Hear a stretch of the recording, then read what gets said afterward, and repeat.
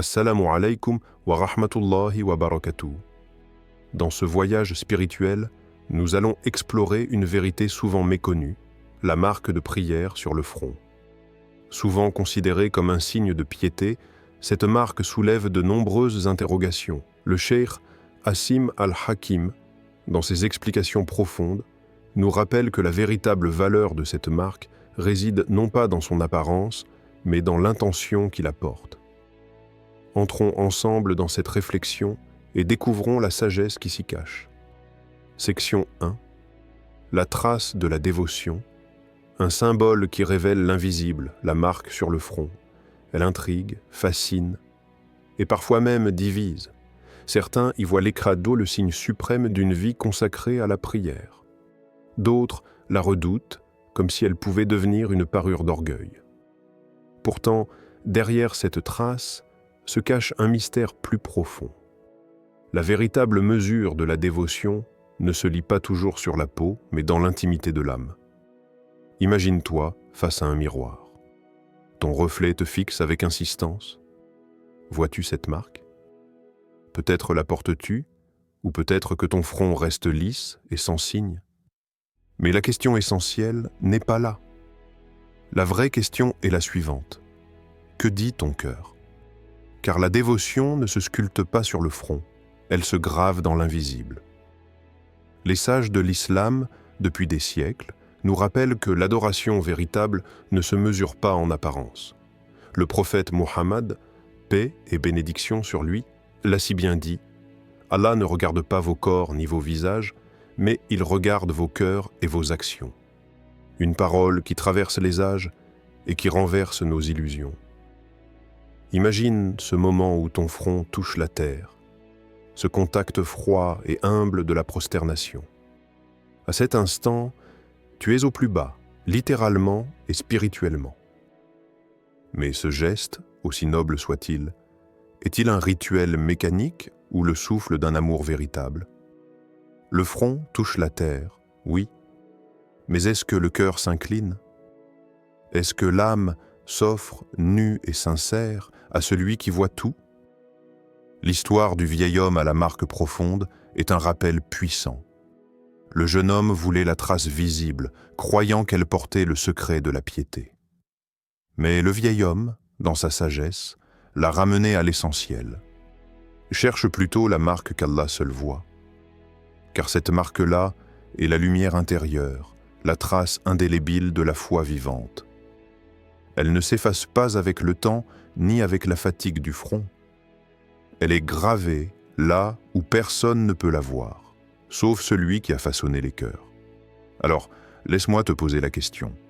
Lorsque tu poses ton front sur la terre, que ressens-tu?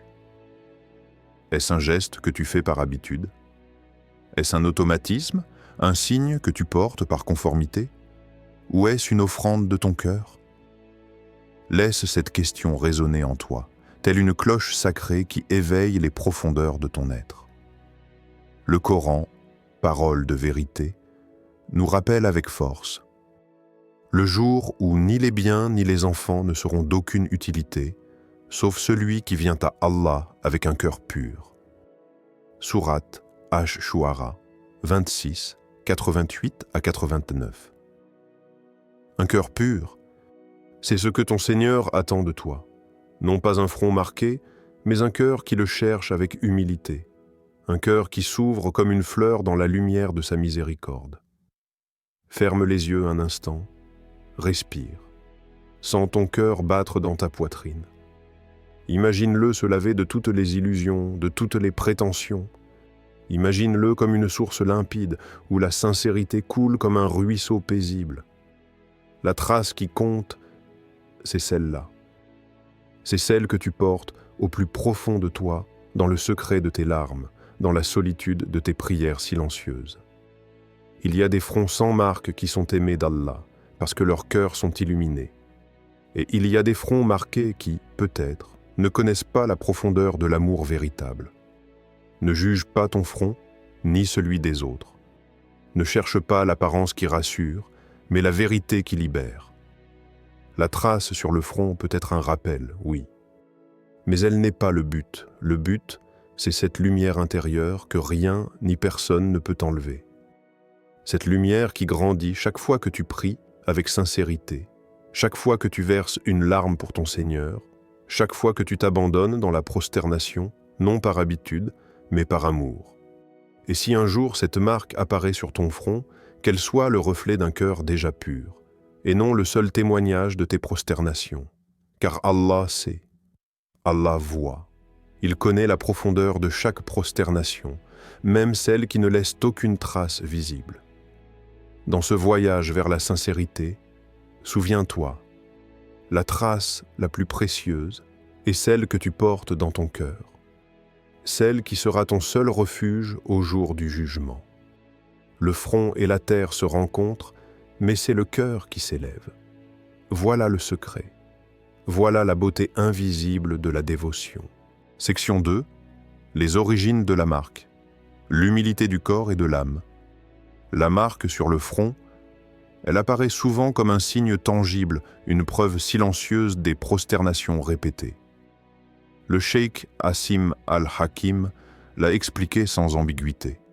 Cette marque n'est rien de plus qu'une conséquence physique, le résultat naturel du contact humble et répété avec le sol lors de la prière. Elle n'est pas un badge de sainteté, ni une marque divine qui distingue certains élus. Elle n'est qu'un témoin silencieux de l'assiduité du corps. Mais cette marque, bien qu'inoffensive en soi, peut devenir un piège subtil pour l'âme. Car lorsque l'homme commence à la chérir comme un trophée, à la montrer comme un ornement de dévotion, c'est là que l'orgueil se glisse et souille la pureté du geste.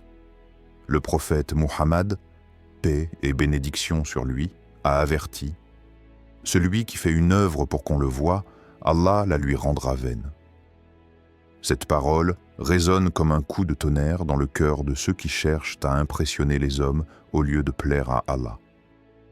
L'histoire du jeune homme en est le reflet saisissant. Il priait sans relâche, animé non par la soif de la proximité divine, mais par le désir secret que les autres voient en son front marqué. Chaque fois qu'il se prosternait, son cœur battait pour l'admiration d'autrui, non pour la miséricorde d'Allah. Il voulait cette marque comme on veut un bijou, comme on désire une médaille. Mais la trace n'apparaissait pas. Et même si elle apparaissait, elle aurait été vide de sens, car son cœur n'était pas tourné vers son Seigneur, mais vers le regard des hommes. Un jour, un vieil imam, sage et lucide, posa ses yeux sur ce jeune homme. Il perçut dans ses prosternations la tension de l'orgueil, la fièvre de l'ostentation. Alors il lui dit, d'une voix douce et ferme à la fois, « La trace la plus honorable est celle qu'Allah voit. Ne la cherche pas sur ton front, mais sur ton âme. » Ces mots furent comme un baume et une gifle en même temps. Ils rappelaient au jeune homme la vérité essentielle, la marque sur la peau peut tromper les hommes, mais jamais Allah. Cette histoire pose une question que nous devons tous laisser résonner dans nos poitrines. Quand tu pries, cherches-tu à ce que les gens admirent ton recueillement? Espères-tu qu'ils louent ta piété? Ou bien pries-tu avec la certitude que ton Seigneur, lui seul, voit ton effort? Est-ce que ta prosternation est une danse vaine pour le monde, ou bien un pont secret entre toi et Allah? Dans le Coran, Allah décrit les croyants sincères avec des mots d'une douceur et d'une force inégalées. Ils ont abandonné leur lit pour invoquer leur Seigneur avec crainte et espoir, et dépensent de ce que nous leur avons donné. Sourate As-Sajda, 32-16. Ce verset nous plonge dans l'intimité de ceux qui prient dans le secret. Ceux qui veillent la nuit, quand personne ne les voit, sauf celui qui ne dort jamais. Ils se lèvent, quittant le confort de leur lit, et se prosternent avec crainte et espoir. Il n'y a pas de spectateur, pas de regard flatteur, seulement la lumière silencieuse qui relie l'âme à son Créateur. Ces prosternations-là sont précieuses, même si elles ne laissent aucune trace visible sur le front. Imagine la nuit silencieuse, quand la maison dort et que toi seul te tiens debout, tourné vers la Qibla. Tes mains se lèvent, ton front s'abaisse et ton cœur se serre de larmes. Tu n'as pas besoin que le monde voie cela. Tu n'as pas besoin de prouver quoi que ce soit, car Allah sait. Allah voit. Il connaît la sincérité de tes soupirs, la vérité de tes prosternations. Le corps s'humilie sur la terre, mais c'est l'âme qui s'élève vers le ciel. Le front porte peut-être la trace des prières, mais c'est le cœur qui porte la trace de l'adoration véritable. Ne laisse jamais cette marque extérieure te faire oublier la marque intérieure. Ne laisse jamais l'illusion de la piété visible te détourner de la pureté du cœur. La prosternation est un moment sacré, un refuge où l'âme se dépouille de tout sauf de l'amour pour Allah. Si la marque sur ton front apparaît, qu'elle ne soit qu'un signe de la persévérance de ton corps, jamais un prétexte à la vanité. Si elle n'apparaît pas, sache que le front de ton cœur, lui, peut porter une marque plus noble encore, celle de la sincérité et de la soumission. Dans ce monde où tout est image et illusion, souviens-toi, la prosternation n'est pas un spectacle. C'est un acte d'amour, une offrande que tu fais à celui qui t'a créé. La marque sur le front, c'est un effet secondaire. La marque sur l'âme, c'est l'essence. Et c'est cette trace-là que tu emporteras au jour où ni les biens ni les enfants ne te seront d'aucune utilité, sauf un cœur pur et une âme humble. Section 3. L'appel à l'intention. Une beauté cachée. La marque de prière peut parfois apparaître sur le front, un signe silencieux de la discipline, de la constance dans la soumission. Mais la beauté véritable ne se grave pas dans la peau, elle fleurit dans le cœur. Dans un monde où l'apparence prend trop de place, cette beauté-là reste cachée, à l'abri des regards, précieuse aux yeux des anges et chérie par le Seigneur des mondes.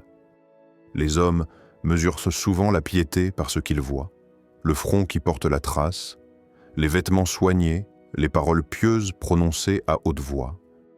Mais Allah regarde au-delà. Il voit ce qui se passe quand personne ne regarde. Il voit l'effort discret, la prière sincère faite dans le silence d'une nuit obscure. Il voit les cœurs, ces royaumes secrets où la foi prend racine. L'histoire de la femme âgée en est la plus belle illustration.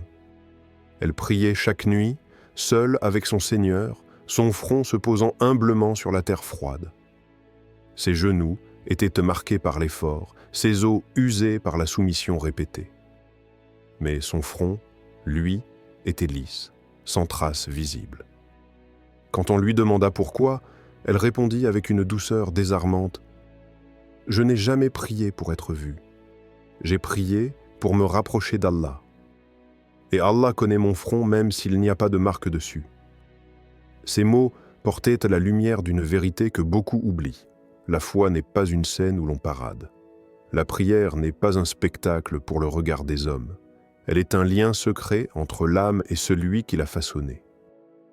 Les marques visibles, si elles apparaissent, ne sont qu'un détail. Ce qui compte, c'est l'intention. Ce qui compte, c'est l'amour. Pose-toi cette question, doucement, sans te juger, lorsque tu te lèves la nuit, quand la maison est silencieuse et que le monde dort, pour qui te tiens-tu debout? Est-ce que tu cherches la reconnaissance des autres? Ou bien ton cœur soupire-t-il seulement pour la satisfaction de ton Créateur? Quand tu te prosternes, est-ce ton corps seul qui s'abaisse ou ton ego aussi? Dans un hadith, le prophète Muhammad, paix et bénédiction sur lui, a dit « Les actions ne valent que par les intentions, et chacun sera récompensé selon son intention. » Cette parole, brève mais infinie, est un rappel que même les gestes les plus sacrés peuvent perdre leur lumière s'ils ne sont pas animés par l'intention pure. Et même les gestes invisibles, s'ils sont faits pour Allah, deviennent plus précieux que toutes les marques visibles. Le Coran le confirme magnifiquement en parlant de ceux qui donnent de leur nourriture malgré l'amour qu'ils en ont, et ils donnent de la nourriture malgré leur amour pour elle, aux pauvres, à l'orphelin et aux prisonniers. Sourate Al-Insan 76, 8. Ces mots nous transportent au cœur même de l'intention. Donner alors qu'on aime ce qu'on offre, prier alors qu'on pourrait dormir, se lever pour Allah alors qu'on pourrait se reposer. Ces gestes-là sont invisibles pour les hommes, mais leur parfum s'élève jusqu'au ciel. Pense à cette femme âgée. Ces prosternations n'avaient pas besoin d'une trace pour être belles, parce que la beauté de son âme transparaissait dans son humilité, dans son amour pour Allah, dans sa certitude que la seule reconnaissance qui compte est celle de son Seigneur. Parfois, nous nous égarons. Nous pensons qu'un front marqué est la preuve d'une foi solide, alors que ce n'est qu'une ombre de ce qui se passe à l'intérieur.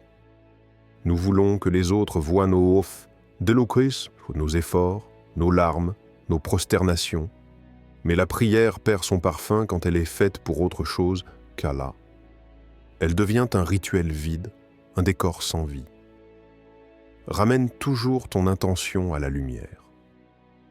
Avant de te prosterner, ferme les yeux et demande-toi « Pourquoi suis-je ici ?